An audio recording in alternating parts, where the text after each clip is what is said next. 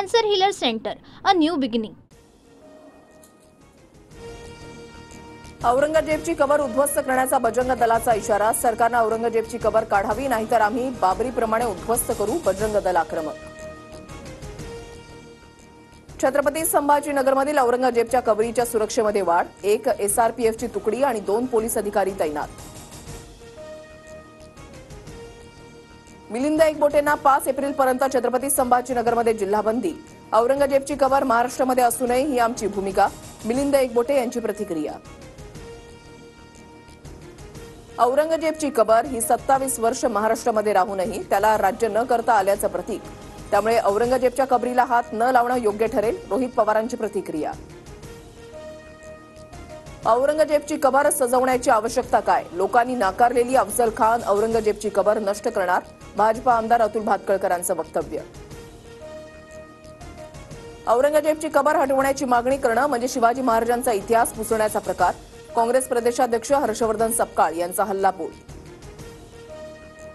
औरंगजेबच्या कबरीविषयी योग्य वेळी बोलणार. मी बोलल्यानंतर अनेकांच्या अडचणी वाढणार. खासदार अमोल कोल्हेंचा रोग कुणाकडे? चर्चा सुरू.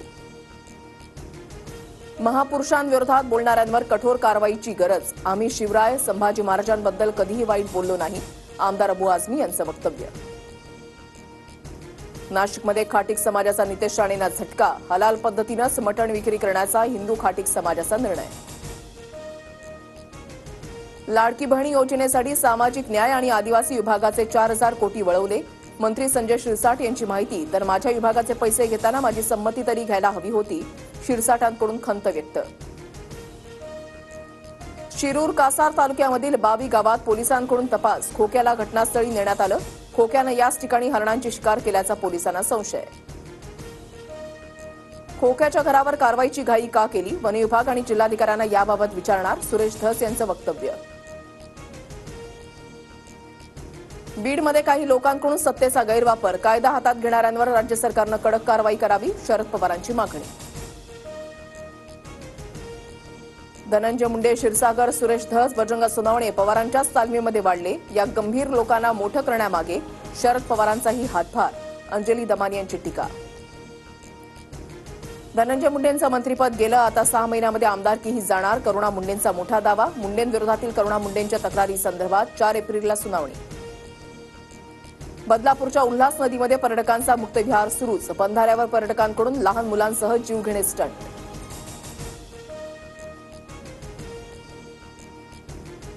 कोल्हापूर जिल्ह्यातील शाहूवाडी तालुक्यामध्ये ऐन उन्हाळ्यामध्ये पावसाची हजेरी. अचानक आलेल्या पावसामुळे अनेकांची तारांबळ.